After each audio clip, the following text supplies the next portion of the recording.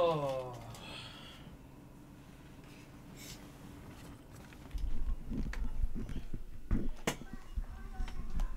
Hello, everybody.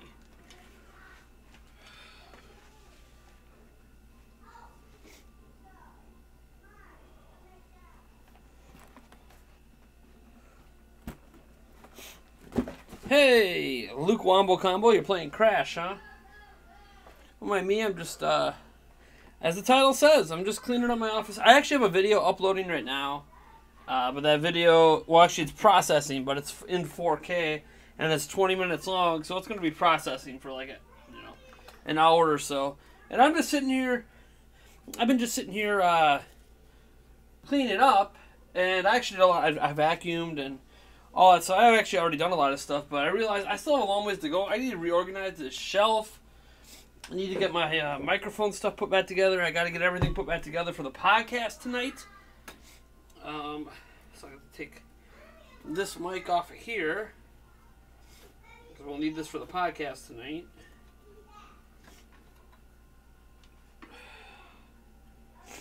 Well, I wonder if I can leave. See, I have an adapter in here that fits the smaller fitting, but I wonder if I could still just screw this on, at least a little bit, and not have to worry about it for now. Yeah, I think that'll work. I mean, the mic's up a little higher, but we can always just lower this like that. Cool, so I can leave that fitting in there. That actually is really convenient, so I don't have to keep taking that fitting in and out. Come on, tighten up, or don't tighten.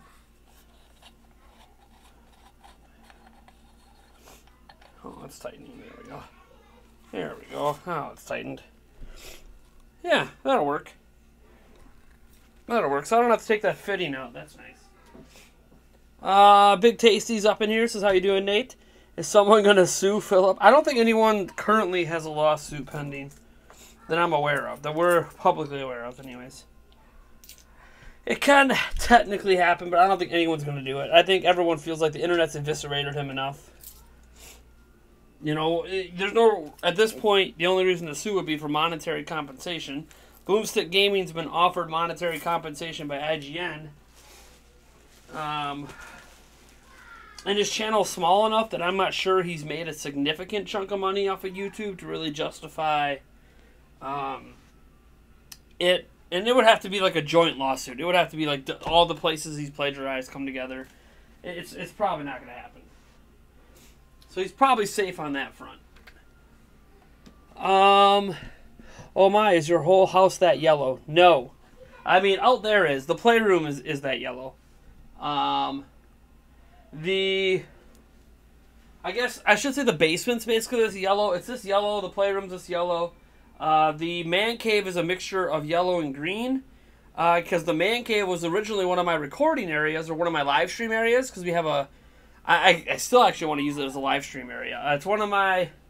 because that's where my 4K TV is and stuff.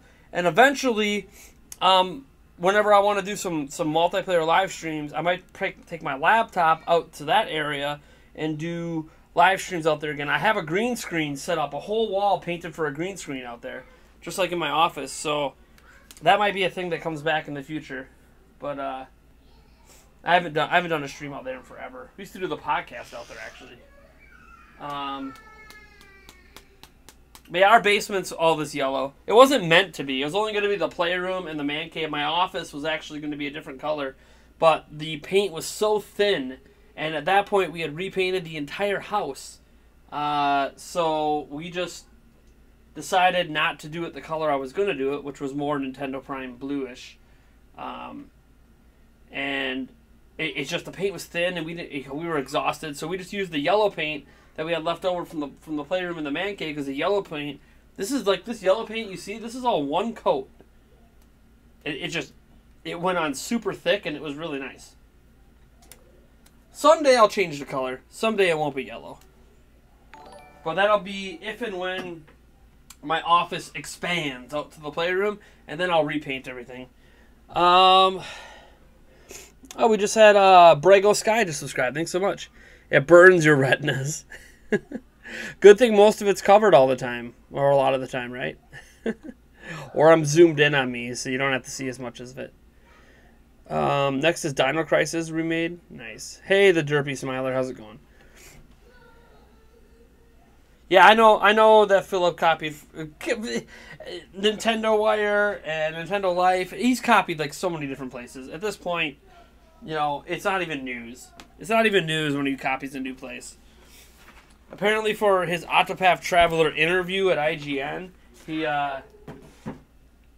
he contacted some YouTubers, like he contacted Spawnwave basically, and it was all this big controversy because he contacted Spawnwave and said, "So my interview with the folks behind Octopath Traveler is coming up. I don't know anything about this game. Can you help me out?" And Spawnwave went and gave him a giant list of questions to potentially ask. He asked every single one of those and then published it at IGN. That's not really plagiarism because Spawnwave went along with it and helped him out.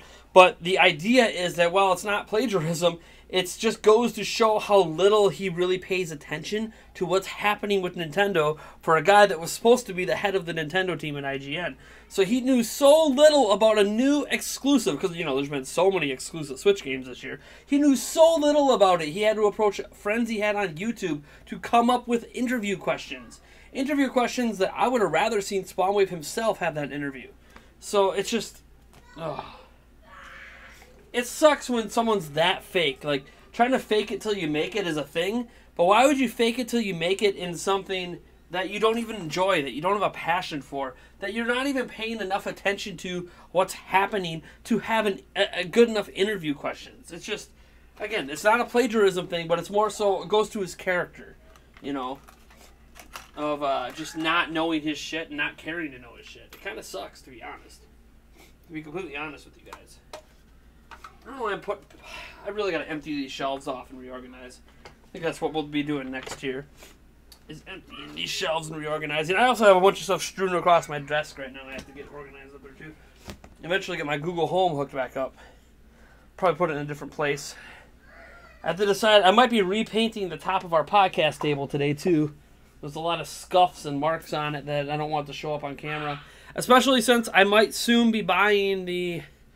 not yet. I don't quite have the money for it yet, but I'm soon to be buying the capture card I need to use that camera hanging back there for all of our live streams.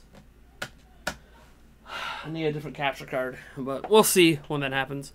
I'm just glance at the chat here before I get to clearing off the shelf and reorganizing it. I got the green and gold going for the Packers. Yeah, that was the idea in the man cave. So the man cave was like, where we went with the yellow and the green to represent the Green Bay Packers in the man cave, and the green we chose just happened to be a green we could use for a green screen. So it worked out really, really well. And then we were like, let's just paint the whole basement with this yellow in the kids' playroom. There's not a lot of light in the playroom, which is an issue with the room. So we'll just do that. And then got to my office, and we were either going to go with the neutral white or beige or kind of cream that we used on the rest of the house upstairs, or whatever. But and like even the Green Bay Packer theme in my office, that wasn't supposed to be a thing. So basically I taped off I'm trying to remember what I originally did. So I put the tape all the way around the office, and I did the yellow up to the tape. There was something I was going to do, but it wasn't the green paint. There was something I was going to do. It had to do with soundproofing the room, why I didn't paint up there. And I came back the next day, and my fiance thought I was trying to do Green Bay Packer theme. So she painted the top green above the paint, above my strips of tape, without me telling her to do it. And so thus my office became Green Bay Packer themed, which doesn't bother me. I'm a huge Packer fan, but obviously this is my workspace, so I didn't want it to be sports themed. I mean, I have sports hat, like the Bucks hat up there and stuff, that eventually I got to move back out to the man cave, but sports theme was not the idea in here. It's all gaming stuff, so we'll see. I might end up just painting it back to plain white someday. It's going to be hard. It's going to take a lot of coats of white to get this back to white. Even if I put a new primer on top, it's still going to take a lot. That's why I was thinking maybe I should just go with the Nintendo Prime Blue. But would that be too much blue? Would that clash too much? That's a good question. I don't know. What do you guys think would be a good color? I'm not repainting anytime soon. And, like, half the office has been repainted anyways, because what's off camera over here is all green screen. Like, half my office, it's already been redone anyways for a green screen. So it doesn't really matter if I ever finish painting the other half a different color. I don't know. That green screen came out really nice. It's a little darker than I wanted it to be, but it's actually all right. If I had better, if I had more better positioning on my lights, like if I had them on swivel mounts up here, or I could move it a little bit, the green screen would actually work a lot better than it does. Although it does work all right now. The green's a little darker than I intended it to be, but it actually does a pretty good job. No complaints. You should have a night sponsored by Leinenkugel. They're never going to sponsor me. the Leinenkugel family is not going to sponsor me. They're not a big fan of my family. So, I have not checked out the Monster Hunter demo. Diablo 3 coming to Switch. I'm so excited. Yeah. I know Nintendo put up a video on Twitter today.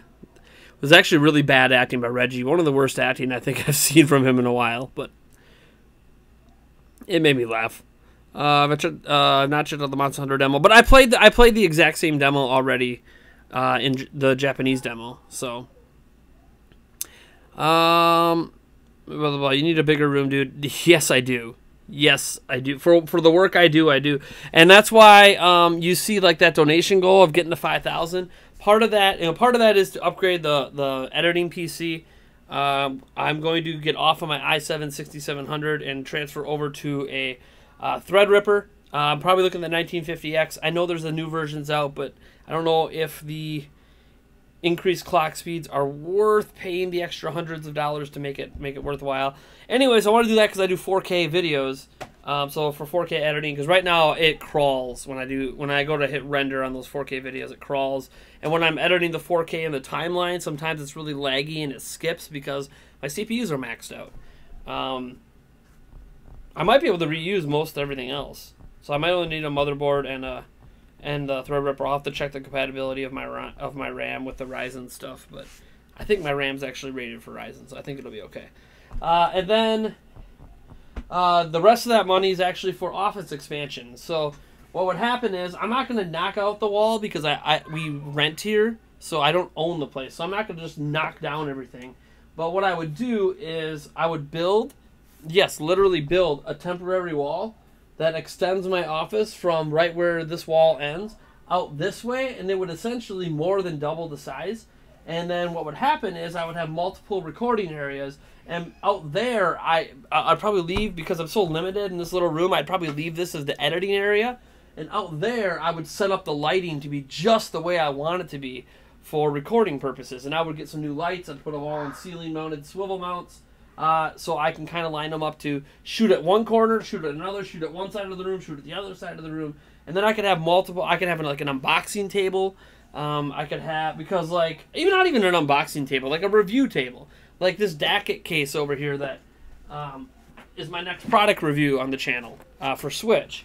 It'd be nice to have a dedicated space to do this on, instead of like just reusing a space I'm already using for other things. I think it does good to vary the look of your videos. That's why sometimes you see me with a whiteboard in the background. Sometimes you see the prime comments you see in that corner back there. But there's not enough variance, enough space in my office to vary things enough to make it the way I want. Plus, I would like to have an area that kind of IGN inspired, where you have like multiple TVs, like 2 or 3 TVs that I can like, or even monitors. I have monitors, so I'd probably just use monitors and then get some channel runs and run some cords out to my PC, and then just change the images on there to kind of suit what I'm doing, like they do on the Nintendo Voice Chat.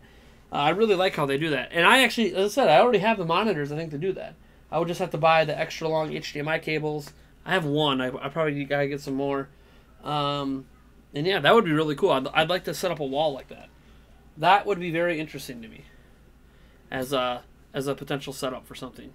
I thought about doing it for the podcast itself, but then I'm like, is that tacky? Like, I don't know. I have a swivel TV, like wall mounted here, that I thought about swiveling out for the podcast that we're going to be doing today and putting up the podcast logo on there and seeing how that looks on the camera. I don't know if it's going to look good or not. But it's worth checking out. It's worth trying it. Trying to make things just look more unique. Yeah, obviously with the green screen, you can do all these crazy things, but it's just a table in front of a green screen. Try to add some more flavor. Some flavor to how we do the podcast. I think would be really nice. So maybe I'll try that today. That also means, well, no, I have a cable to hook the TV up to my computer, so that shouldn't be a problem. Or a third monitor. Especially if it's just displaying an image, it won't be a big deal. I need a bigger room. Yep. AverMedia 4K capture card. Yeah, that's one of them. The one I was looking at, I can't remember if it was rated for 4K. Let me look. I have it in my basket on Amazon, or in my cart, or in my save things. I don't know. Yeah, that's the USB hub that I wanted. Where is it? It's so I was looking at the Mirabox USB 3.0 HDMI capture card with HDMI loop out support. It's only 1080p. That was kind of the big thing, is I wanted it to be 4K. But OBS and XSplit do not handle 4K very well. So, oh, here goes my son. Dad, What's up? I want to play the donkey game. What is Melody playing? I don't like that game like Melody's playing. What's she playing? He's playing that. Melody, it has to be a game you both want to play, or you can't play it. He doesn't want to play that, so you can't play it. It's got to be a game you both want to play. Oh, well, see if Melody wants to play it. Otherwise, pick a different game. Okay, then pick a different game. You're not playing that game. I said you're not playing that game. Melody, you're not playing that game. It's too scary for you. No, because that's why you want to play. It's scared. Yes, it's scared. Aiden, she doesn't want to play that. There's something else like Yoshi. No, you can go back and forth. You can go die. Hey, you can treat it like Donkey Kong. Every time someone dies, the other person plays. Ugh, my kids are playing on the Super Nintendo Classic System right now, and it's interesting watching that development. Man, my video is it uploaded yet? Ooh, it says the processing's done on the video. Let me get some stuff done on this. So with this done processing, we'll probably end the stream here soon, and I'll get back to cleaning my office. And the AverMedia, let me look at that one. I do want a plug-in capture card that I could plug into my computer, ideally, instead of a USB 3.0. The only reason I was going with USB is because I want it. I'm debating if I want to use that camera on my my laptop sometimes. Yeah, the AverMedia. Yeah, there's a bunch of different AverMedia ones. So there it is. Yeah, the what do you say? Yeah, the GC573. Yeah, I see that. It's like a $300 card. Yeah, that's nice. That's very nice. Can't afford that, but that is nice. I wish I could. Does the DisplayPort in on that? No, it's just 4K HDMI. Either way, that's a really nice capture card. Does it bother you when people comment? If you wonder why I'm down so low, obviously my office chairs are here. I'm sitting in a different chair. Does it bother you when people comment things on your videos that normal people would not say in person? I could write a textbook worth of material on how much that bothers me. No. People are more confident when they don't have to say it to your face. You know? Ryan Macalig, by the way, thank you for subscribing. Yeah, people are just more confident when they don't have to look you in the eyes and say something. I don't think it's always bad. It gets rid of some of the shyness some people have, but a lot of times it can be bad. Because there are things they would like if I'm out with my kids, I guarantee you half of the attacking comments I get, if they see me out in person, maybe some of them would have the balls to say it anyways. But if they see me out at the park playing with my kids, I highly doubt they're going to walk up to me and say anything at all. Or once they do that, they might rethink ever saying anything negative again, because like there's always these presumptions made about people when you don't really know them.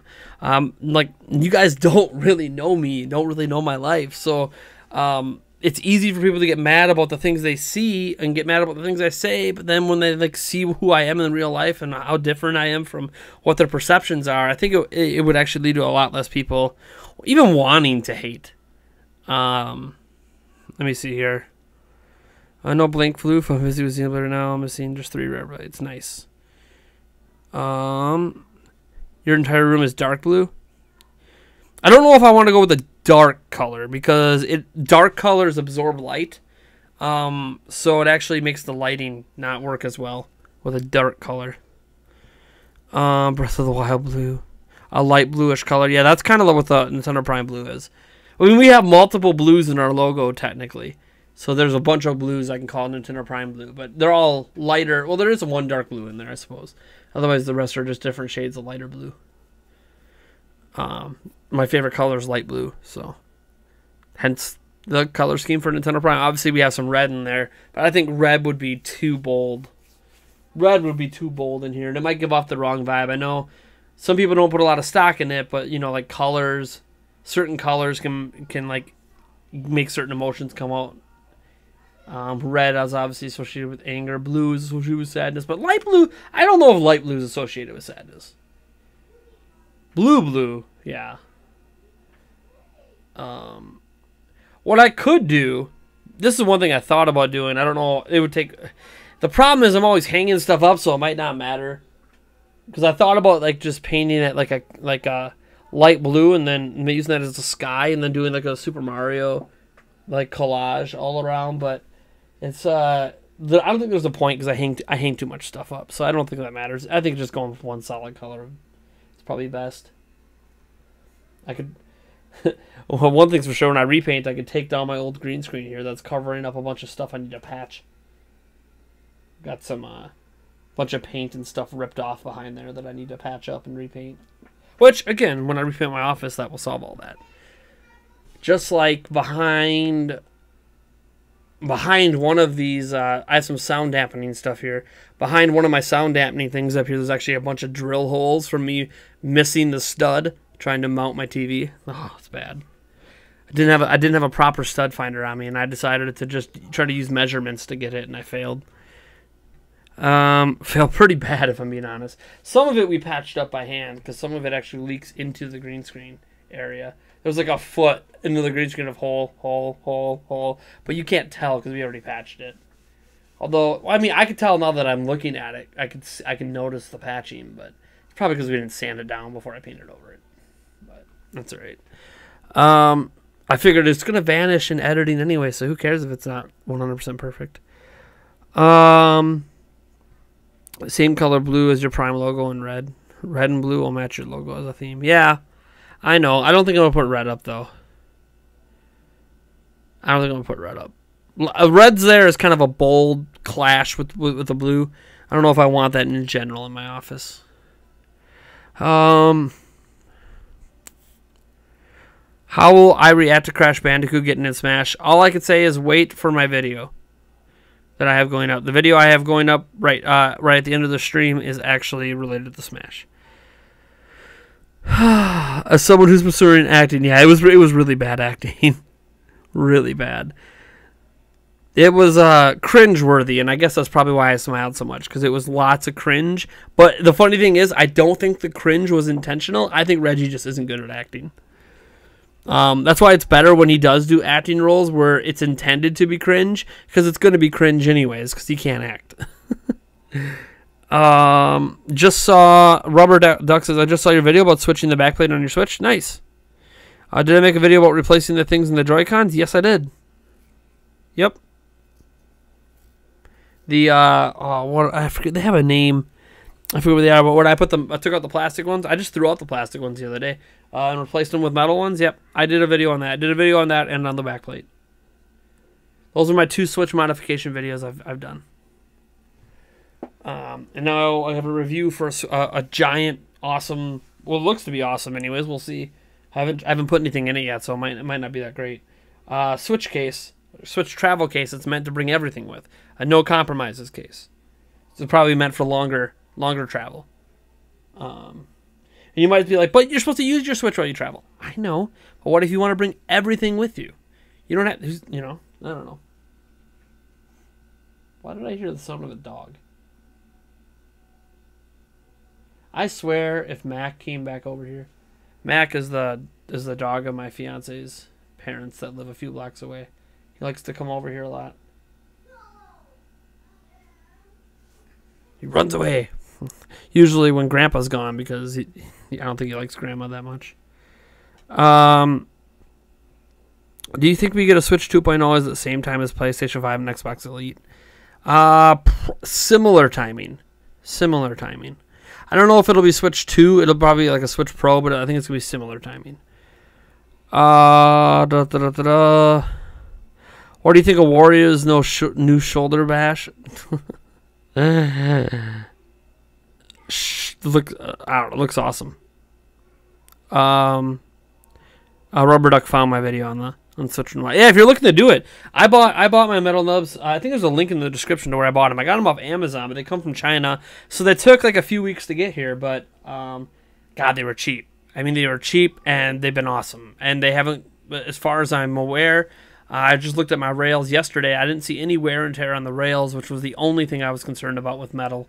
But the rails look fine. So, and I take those things on and off every single day, at least once or twice a day. Especially right now because I don't have a Pro Controller. My Pro Controller broke and now I don't know where it is. Sucks because $70. Even when you find them on sale for $60, it still sucks. Especially since I want 2 of them. Someday I will have enough spare money to be like, yeah, I can just buy a couple Pro Controllers, no big deal. Maybe they'll catch them on a Black Friday sale this year. Get some themed ones up in here. Maybe there'll be some new themed ones. Maybe there'll be a Smash themed one and a Pokemon themed one. That would be sweet. I doubt there's going to be a Pokemon themed one because they really want you using those Joy-Cons. Will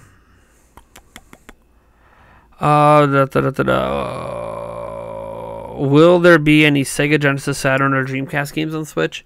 Probably some. I'm not sure how many. It's not something I would expect, but I wouldn't be surprised either. Because Sega works really closely with Nintendo now, so it's something that wouldn't surprise me. Hugh Monopoly says, if you paint over the yellow with the Nintendo Prime Blue, you could paint over the green part with the Nintendo Prime Red. That way you're not really getting a ton of red. Yeah, I know what you're saying, and I honestly could then do touch-up and like keep the white. I don't know. Can you guys tell on the camera? Yeah, you can kind of tell back, like up here. There's yellow and then white, like a white strip, and then green, which is what makes it like Green Bay Packers. I could retouch that up, and then it could be Nintendo Prime colors, where it would be mostly blue with the white and then the red. I probably should get some. Actually, I think we still have some of the ceiling paint because there's some touch-ups I need to do on the ceiling, especially after we did the green screen over here. We actually we used an edger, but if you ever painted, edgers are never 100% perfect, and you still end up nicking in a few spots up here we have to clean up that we never did. And I never really worry about it because you guys don't see my ceiling, right? It's something that annoys me, but for camera purposes, you guys don't see that. You guys see this. You guys see the green screen over here. You guys see that corner. You guys don't really see the ceiling very often, especially the parts where I've not been perfect with the paint. So I don't know. And then we have that. You guys can't see it. It's off camera right now, but we have like a pipe running across there. You guys can't see it right now, but like this is like a heating like thing that just comes in and takes up a huge chunk of the office. For some ungodly reason, they couldn't just put it in the damn ceiling. Beats the hell out of me why that's even in here, but it's whatever. This house probably isn't up to code, to be completely honest. But we pay we do. We pay cheap rent. Even for this area, we pay cheap rent for a house this size. So that's what happens. You know, you get a house this size, it's a fixer-upper when you pay the rent we do, and it's had a lot of work put into it. Even as an example, in my office, I don't show this like hardly ever. So there is the lone window in my office, which is open right now, and it shouldn't be because our air conditioner is on, but I need some sort of fresh airflow into here. And yeah, outside of it, there's some spider webs and some stuff I need to clean out because it's kind of recessed a little bit outside. But you'll notice like this giant piece of like siding that is like just screwed in with like a zillion screws. I did that, and then you'll notice even some foam over there. I did that. I did that because when I moved in here, underneath that is basically a giant hole that goes straight up into my wall, into my bedroom. And what's really weird about that is, why would you want a giant hole like that bugs are just going to go up to and make a home? Plus, for sound dampening reasons, it would mean all the sound from my office literally gets funneled up that hole into my bedroom. And that's not good. So, yeah, that's how I solved it, because I didn't have any sheetrock at the time to really sheetrock it properly. So I just happened to see a piece of wood, and I'm like, you know what? I'm just going to screw the hell out of this. There's no studs. That's what sucks, is there was no studs there at all anywhere. So I mean, there's what? 1, 2, 3, 4, 5, 6, 7, 8, 9, 10. It's screwed up with 11 screws right now. And then the foam in that corner is because there was still a gap. There was still a gap like this big. And I wasn't sure what to do. So then I'm like, you know what? I'll just foam it. I just want to block it off so like bugs aren't making a home up there and like nesting, and come down here one day and there's just like all these spider webs and like shit coming out of there. I'm not saying there's not bugs in walls anyways. Most homes have bugs in the walls somewhere, but I don't need to visibly see it like just gutting out of my siding. Plus there's like holes in the siding outside, so then I also worry about water dripping back into my office. The holes in the siding outside are from woodpeckers, because this house has been attacked by woodpeckers like crazy. As I said, it's a fixer-upper, but that's why it's so cheap. So, I mean, I can complain about all this stuff, or I could just patch it up, deal with it, do my best, and be thankful I have a house the size I do with the family I got for what I can afford. That allows me to keep doing YouTube. This house is part of the reason I can keep doing YouTube. It is because of the rent we pay. So, the electric's not always cheap, but, I mean, it's a house. So, I went from living in apartments all the time, so the electric bill here was like a big shocker. But still. What are your thoughts on Doom Eternal coming to Switch, and do you think it'll run a more consistent 30-bit? It's going to run between 25 and 30. It's going to run like the old Doom did, I have a feeling. What do you think about the new runnings animations for Luigi? Didn't even know there was new running animations for Luigi, so I don't have any thoughts. Excited for Luigi Mansion for 3DS? No. Because I want it on Switch. Selfish reasoning, but I've watched side-by-side comparisons of Luigi's Mansion on GameCube and the Luigi's Mansion footage we've seen so far for 3DS. And my problem is, like, it's a re-release, remake, whatever they want to call it, that looks, to me, significantly worse than the original release. It's at a lower resolution. Yeah, it's more colorful, which kind of ruins the feeling of the original Luigi's Mansion. I know it's just using the engine from Luigi's Mansion Dark Moon, and that's fine, but... And I understand on 3DS, you don't really want the super muted colors. It doesn't work well on 3DS. But again, that's why it should be on Switch. Like, if you're going to remaster a game like that, it needs to be on a system that can actually run it better than the original system. 3DS doesn't really run games better than GameCube did. It runs them at lower resolutions than GameCube did. So, like, no, not really that excited for Luigi's Mansion on 3DS. I get why it's going there. It's probably a cheap port for them. And with Dark Moon there, they could hit with some Luigi's audience on 3DS, but... Man, that's one that I really wish was coming to Switch, with a hint that they would eventually bring Dark Moon to Switch, with another hint that that's just to lead to Luigi Mansion 3. But you know what? Can't always get what you want. So, what's up? Sorry if you saw this comment yesterday, but I hit up the Cubs and Brewers game at Wrigley yesterday with my pops. We had a great time. Yeah, especially if you're a Cubs fan. Because they took it to the Brewers. I mean, the Brewers had a shot late. We had the bases loaded. We had just cut the lead down to 3. We had a shot, but 2 straight at bats. We couldn't get it done. It happens, but at least we split. Now we have to bury the Cardinals this weekend. We need to kick them the hell out of this division race, because suddenly they're relevant in the division race again, because they are relevant every stinking year. So we need to kick them back a little bit, hold on to our wild card spot, and just take it to the Cubs. I think next week or the week after. I can't remember. One of these weeks coming up, we got a 3 or 4 game set against the Cubs. And that's going to be when we have our shot to overtake the Cubs. Alfred said that when they shown off Crom, he said they were showing that Echoes can have the same, have some moveset differences.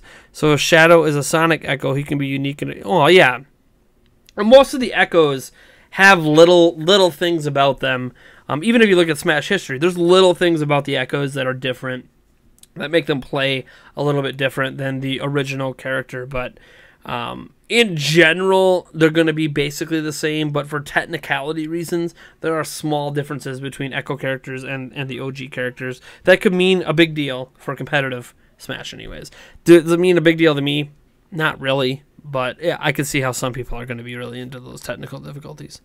People from the Chicago area, and as a Cubs fan, you were very happy. I'm sure you were, because the Brewers made you sweat. They cut it to 2. They win yesterday. It gets cut to 1. Now it's back to 3. Now the Cubs do have a really long stretch of games coming up, like 24 in a row or something, because of all the makeups they have from earlier in the year. It's going to be a test.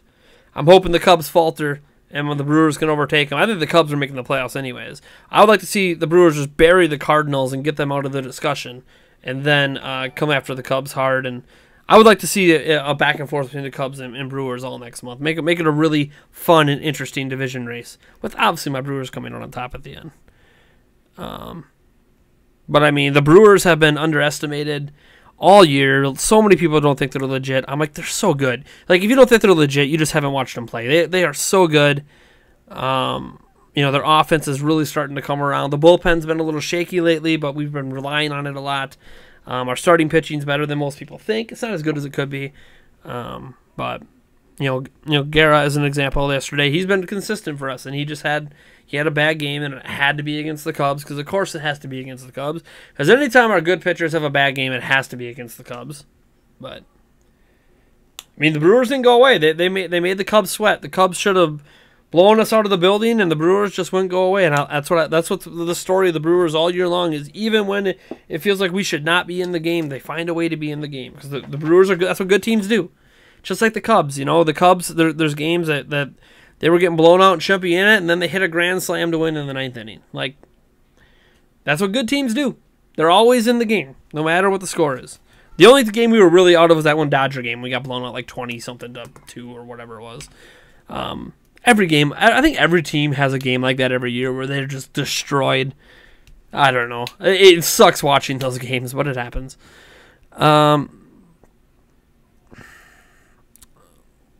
The Brewers came out of nowhere last year and have been good ever since. Yeah, the Brewers last year, they shouldn't have been as good as they were. I think even us Brewers fans could admit that. But it just turned out that David Stearns knew what he was doing. Nobody but David Stearns could have guessed that Travis Shaw was as good as Travis Shaw is. Nobody. Boston didn't even think he was that good. That's why they got rid of him. But David Stearns knew. There's something about the way he analyzed that player and the analytics he looked at. He just knew. Who knew that Eric Thames was going to be a 240, 250 hitter that can hit 20 to 30 home runs a year?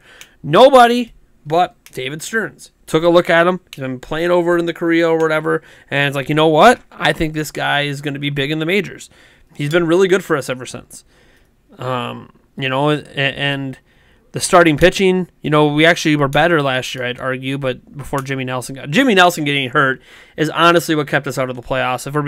Us having to use a bullpen like every third day for pitching, and that in September was pretty rough last year. But if Jimmy Nelson didn't get hurt, I think we would have made the playoffs last year. This year, though, it's like, yeah, of course we should be better. He added Lorenzo Cain, and I argue we got a steal in Christian Yelich. What we gave up for Yelich was a significant amount, but it was worth it for how much control we have over Yelich and how good he is. Him and Lorenzo Cain, massive additions to this team. Now, then he went out and got the Moose, went and got Moustakas, and I know Scope hasn't done anything for us yet, but we still have some control over him, so maybe he can bounce back and have an awesome year next year like he did last year.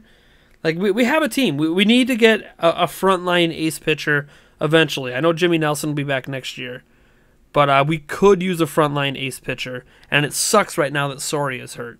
We really could use Soria right now. But, yeah, now Ryan Braun's hurt, which he was just getting so hot. I mean, I know as a Cubs fan, he was just wrecking you a few days back, but, like, Ryan Braun was hot. He was hitting almost 400 over the past 3 weeks and just dominating. Which is exactly what we needed him to do, because he finally got healthy for the first time all year. And, of course, he went and got hurt, because Ryan Braun just always gets hurt. It sucks. I hope that he's just out for a week and comes back strong, but you never know with Ryan Braun. This could be something that lingers the rest of the year, or he's going to come back and hit 400 the rest of the year. You never really know with him. Love Gino. He's so awesome. The Cubs lead the league in comebacks. I think so. The Brewers have some this year, but I don't think they have as many as the Cubs. The Brewers have a lot of. At one point, they led the league in one-run games in terms of winning. Like they won the most one-run games because our bullpen was just lights out. Five particular people in our bullpen were just amazing. Everyone else who's been in our bullpen has sucked, but 5 particular people were just shutting everybody out. And some of them still are. Hader's still shutting people out. Jeffers is still being awesome. But Barnes fell off. Knebel fell off. Soria's been amazing, but now he's hurt. So the Brewers still have a pretty good bullpen. One of the best in baseball when they're all healthy. They're just not healthy right now. Being a small market, the Brewers' survival really depends on finding hidden value in players that might be overlooked. I have a lot of respect for teams. Yeah, and that's the thing. That's what's so great about Stearns. No one thought they were going to be good, including Brewers fans next year, because he went and got all these players added to the team that we didn't really know much about. Other teams had cast away, wanted to be playing in a completely different baseball league, and Stearns just knew. That's the way you got to be when you're in a smaller market. Is you got to have someone like David Stearns who can evaluate talent, and then also on top of that, be able to go out and get some players. Like Yelich is an all-star player. He traded for an all-star player that was cheap. Like he's not getting paid anywhere close to what Yelich is worth, and he's on a long contract because he already signed a long contract. And then he went, and the person he did give money to was another all-star in Lorenzo Cain. Now I think the number of years we gave Lorenzo Cain was probably needed for him to sign with the Brewers. That's why he signed here, because we gave him that 5th year. I think the 5th year, 1 year too many for his age, but that's what you got to kind of do. If you are going to get a free agent for the Brewers, you got to kind of overpay. And I think we overpaid for Lorenzo Cain. It's hard to say that with how good he's been this year, but of course he's still going to be good. He's still going to be good for the next 2 years. It's that 4th and 5th year that you're like, you're paying him a lot of money for that 4th and 5th year.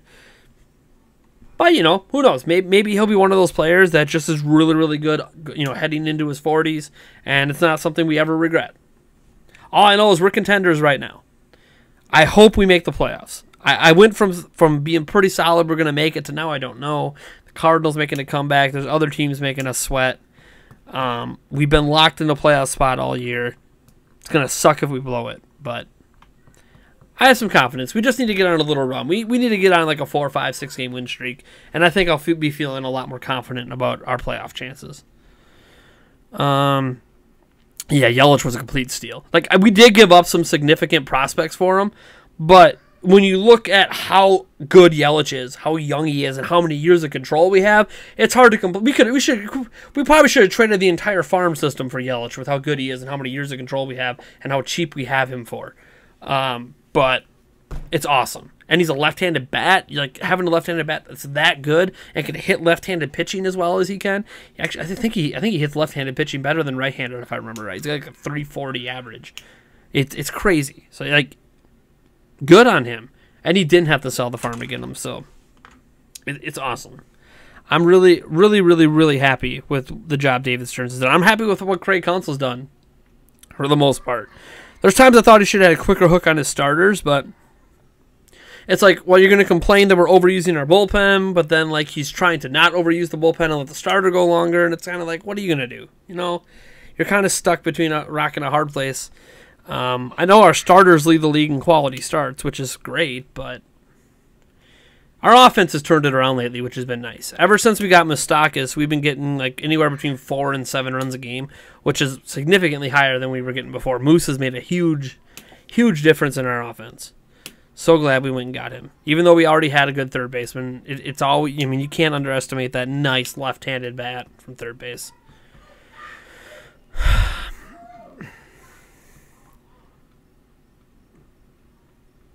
Everyone was confused when Braun laid down a bunch on the first pitch. Yeah, the Brewers have been doing that a lot lately. Laying down like those bunts out of nowhere. You just don't expect it. It's actually kind of refreshing to see the Brewers try to play some small ball. Because we used to be so reliant on the home run over the years. And this year we've been playing a lot more small ball, and I like it.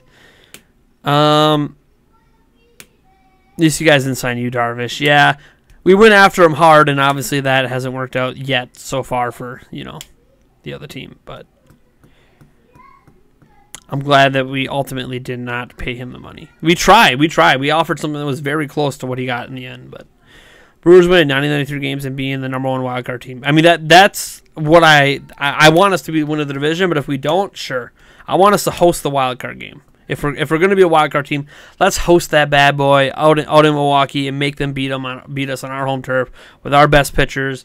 With Craig Counsell, obviously it's a do or die game, so you got to be willing to yank that starting pitcher in the first inning, even if you need to, and get our rock star bullpen out there, get our best lineup on the field. Hope everyone's healthy, including Ryan Braun, but we got to get there first. We got to get there first. We're not at 90 wins now, so we got to get there. We got to get there, and we got to hope that other teams don't surpass us. The Cardinals have been insanely hot lately.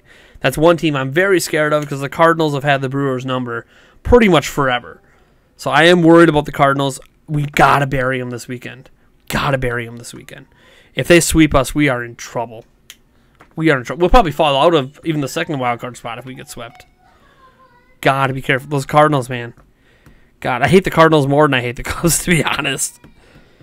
I don't know if it's just because they beat us in the NLCS back in 2011 and prevented us from going from the World Series. That's probably why I hate the Cards more, because they were the team that knocked us off on our quest to get to a World Series. But back when we had Prince Fielder, back in his heyday. God, I love Prince Fielder. Sad that his career ended the way it did. Darvish has been disappointed, but hey, injuries are a part of the sport. Yeah, and the thing is like, even if Darvish doesn't turn it around this year, he's got a history of being a very good pitcher. So even if he just sucks the rest of this year, he could end up being a stud next year. You don't know. I mean, there's a reason the Dodgers didn't want to bring him back. So it's one of those, maybe they knew. Maybe they just saw something. They saw a decline coming, and they just let sleeping dogs lie. But all right, you hate them. God, I hate the Cardinals. See, I don't hate the Cubs. I dislike the Cubs. I always say F the Cubs, just like we say F the Bears. But honestly, I don't hate the Cubs. I hate the Cardinals. Oh. I just strongly dislike the Cubs. Great, you got your World Series. Now it's our turn. Please, we need a World Series here in Milwaukee. Or in Wisconsin in general. We need a World Series here. Trying to do all the Madden solo challenges for Mutt. The Journey solos are so mentally draining. I think I'm at challenge number. Oh man, you're up to 138. Damn, I haven't even touched Mutt. I feel you, Nate. I hate the Cardinals more than the White Sox coming from the north side. Yeah, right. I don't even know how that works. Those intercity rivalries. When you have like the Cubs and the White Sox, or when you have like the Jets and the Giants. Although now you could argue the Jets aren't part of New York. Really, they're from it. Anyways. It's close enough, all right. Cardinals make your blood boil. All right, well, that's going to do it. We're done. Obviously, we're talking about baseball. I got to get this video up that's just sitting here ready to go. I have to finish the thumbnail and stuff for it anyways. Get that video up, move on with my day, finish cleaning my office, get it ready for the podcast tonight. Be sure, if you want to catch that podcast live, you do have to be a $10 or up Patreon backer at patreon.com/Nintendo Prime. Otherwise, you will see the podcast up on Monday next week. We are going to be talking about some very interesting things on this week's podcast, from everything from the Smash Direct and the Diablo news to, probably the one and only ever conversation we're going to have with multiple people in person about the Phillips situation. We're going to kind of wrap that up and be just finally done with that entirely. I don't think we have any reason to talk about that again. And a whole bunch of other stuff we're going to be talking about. This is going to be a jam-packed podcast.